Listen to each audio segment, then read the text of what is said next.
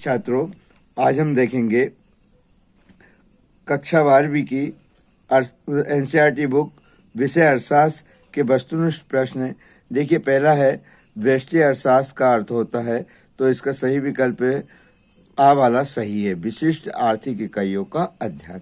दूसरा है व्यष्टि अर्थशास्त्र तथा समष्टि अर्थशास्त्र दोनों हैं, तो देखिए इसमें से सही क्या है, परस्पर पूरक, दोनों एक दूसरे के क्या होते हैं, परस्पर पूरक।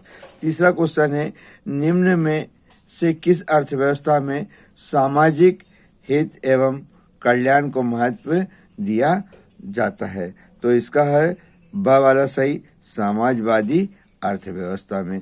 तीसरा, उस केंद्रीय समस्या की पहचान कीजिए जो उत्पादित की जाने वाली वस्तु की मात्रा से संबंधित रखता है, तो इसका सही ऑप्शन है आ वाला, क्या उत्पादन किया जाए। देखिए, इसके बाद सूक्ष्म अर्थशास्त्र अध्ययन करता है, तो राष्ट्रीय आय, राष्ट्रीय उत्पादन का, विशिष्ट फर्मों का, कीमत स्तर का, उपरोक्त सभी। तो इसमें सूक्ष्म अर्थशास्त्र में अध्ययन करता है, तो वो करता है विशिष्ट फर्मों का।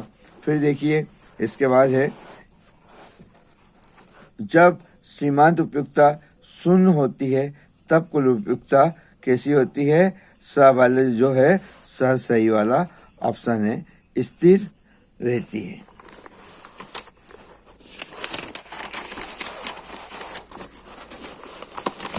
देखिए, दूसरा नंबर का है सीमांत उपयोगिता हो सकती है धनात्मक, ऋणात्मक, शून्यात्मक, उपरोक्त सभी। तो सीमांत उपयोगिता धनात्मक, ऋणात्मक, शून्यात्मक तीनों हो सकती, तो इसमें से आ जाएगा उपरोक्त सभी, यानी द वाला उपरोक्त सभी। उदासीनता वक्र का नीचे की ओर ढाल सूचित करता है, तो वो है इसका सही विकल्प ऋणात्मक ढाल, ये सही ऑप्शन है ना। उपभोक्ता की अंतिम इकाई से प्राप्त होने वाली उपयोगिता को कहते हैं, तो उसको कहते हैं सीमांत उपयोगिता। कौन सा वाला सही है, आ वाला। अब देखिए, कुल उपयोगिता खालिस्तान उपयोगिता का योग होता है, तो कुल उपयोगिता सीमांत उपयोगिता का योग होती है।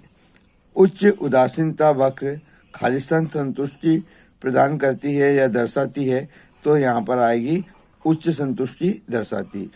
उपयोगिता उपभोक्ता की आवश्यकता को संतुष्टि करने की शक्ति रखती है। उपयोगिता जो उपभोक्ता रहता है उसकी आवश्यकता की संतुष्टि करने की शक्ति रखती है। मांग का नियम एक क्या है, गुणात्मक कथन है। मांग का नियम खालिस्तान कथन है, तो क्या आ जाएगा, गुणात्मक कथन। अब देखिए अगला वाला पांचवा, जब वस्तु की मांग से परिवर्तन उसके मूल्य में परिवर्तन से कम हो, तो मांग की लोच कैसी होती है, बेलोचदार होती है। कैसी होती है, बेलोचदार होती है। अब देखिए, उपयोगिता व्यक्तिगत होती है, सत्य है। उपयोगिता व्यक्तिगत होती है, सत्य है। सीमांत उपयोगिता ऋणात्मक भी हो सकती, बिल्कुल, ये ऋणात्मक भी हो सकती है, धनात्मक भी हो सकती है और शून्यात्मक भी हो सकती है। इसलिए उसने क्या पूछा, उपयोगिता ऋणात्मक भी हो सकती, तो सत्य है। गिफिन वस्तु घटिया वस्तु होती है, ये भी सत्य है ना। जब मांग तालिका को रेखा चित्र द्वारा व्यक्त किया जाता है, तो उसे मांग वक्र कहते हैं, सत्य है, ये भी है ना। पांचवा वाला, मांग वक्र दाएं से बाएं नीचे की ओर झुका हुआ होता है, असत्य, बल्कि क्या होता है, बाएं से नीचे की ओर झुका रहता है। अब आगे देखिए, एक वाक्य में उत्तर, जब सीमांत उपयोगिता शून्य होती है तब कुल उपयोगिता कितनी होगी, तो वो होती है अधिकतम होती। क्या होती है, अधिकतम। जब सीमांत उपयोगिता शून्य होती है तब कुल उपयोगिता क्या होती है, अधिकतम होती है। बजट रेखा का दूसरा नाम क्या है, तो बजट रेखा का दूसरा नाम क्या है, कीमत रेखा है ना। बजट रेखा का दूसरा नाम क्या है, कीमत रेखा। विलासिता की वस्तु की मांग की लोच कैसी होती है, तो वो होती है अत्यधिक लोचदार। अब देखिए, कीमत तथा मांग के बीच किस प्रकार का संबंध होता है, तो आपने पढ़ा है कि मांग और कीमत के बीच का विपरीत संबंध होता है। अब देखिए, मांग वक्र की मान्यता के अनुसार उपभोक्ता की आय कैसी मानी जाती है? तो कैसी मानी जाती है? स्थिर मानी जाती है। अब देखिए आगे, स्थानापन्न वस्तु। स्थानापन्न शब्द का मतलब होता है इसके स्थान पर दूसरे। तो देखिए क्या होती है? चाय, कॉफी, यानी चाय के स्थान पर कॉफी का उपयोग किया जा सकता है। तो इसका क्या हो जाएगा? पहला वाला चाय, कॉफी। पूरक वस्तु यानी जो एक दूसरे के बगैर कोई उपयोग की नहीं रहती। जैसे क्या होती है? गेंद और बल्ला। यदि गेंद है, बल्ला नहीं, तो फिर कैसे खेलोगे, है ना?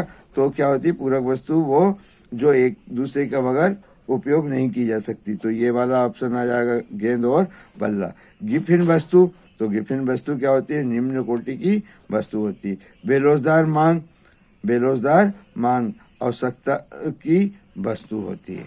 मांग के नियम का अपवाद। तो मांग का नियम का अपवाद है गिफिन वस्तु। फिर आता कुल उपयोगिता। कुल उपयोगिता क्या होती है? सीमांत उपयोगिता का योग होती है। और बजट रेखा क्या होती है? कीमत रेखा होती है।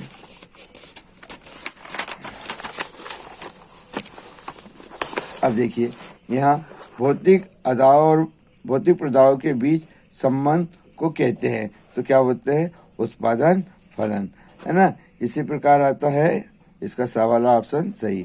अल्पकाल में उत्पादन फलन का कौन सा नियम लागू होता है? तो ये आ वाला परिवर्तनशील अनुपातों का नियम। अब आगे दिया है उत्पादन की प्रथम अवस्था में अब ऑप्शन दिए, देखिए तो इसका आ वाला सही है। कुल उत्पादन में बढ़ती हुई दर से वृद्धि होती है। और उत्पादन प्रारंभ होने से पहले निम्न में से कौन सी लागत पाई जाती है? कुल लागत, सीमांत लागत, स्थिर लागत, परिवर्तनशील लागत। तो क्या आती है? स्थिर लागत। क्योंकि जब हम उत्पादन को प्रारंभ करते तो उससे पहले हमको किसकी जरूरत पड़ती है? किस में व्यय करना पड़ता है? क्या लागत लगाना पड़ती? भूमि, भवन, मशीनरी। तो ये सब क्या होती है? स्थिर लागत होती। निम्न में से कौन सा स्थिर लागत का उदाहरण नहीं है?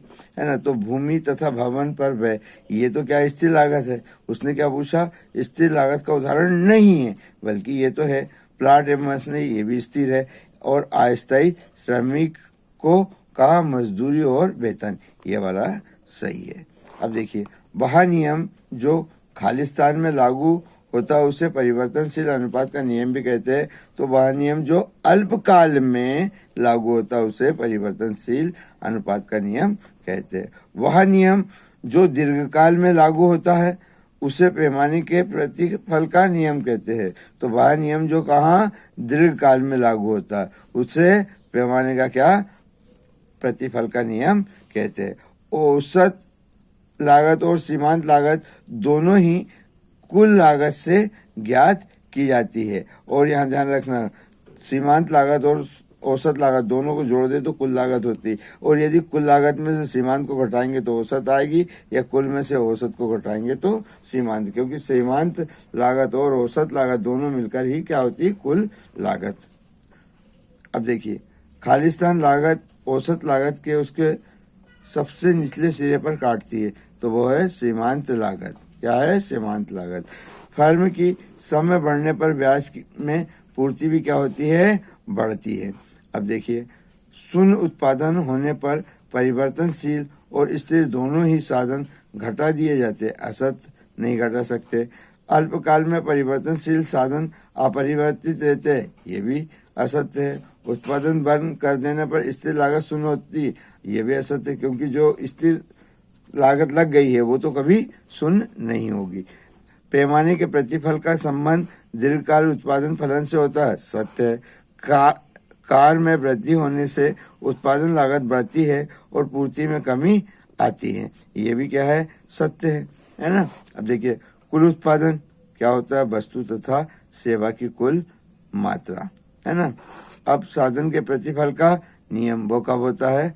अल्पकाल में, है ना? आधा एवं प्रदा में संबंध क्या होता है? तो क्या है? कौन सा? उत्पादन फलन, है ना? और चौथा है एसी और एमसी वक्र किस? तो देखिए, किस आकार का होता है? यू आकार का। सीमांत उत्पादन क्या होती है? अतिरिक्त उत्पादन इकाई है।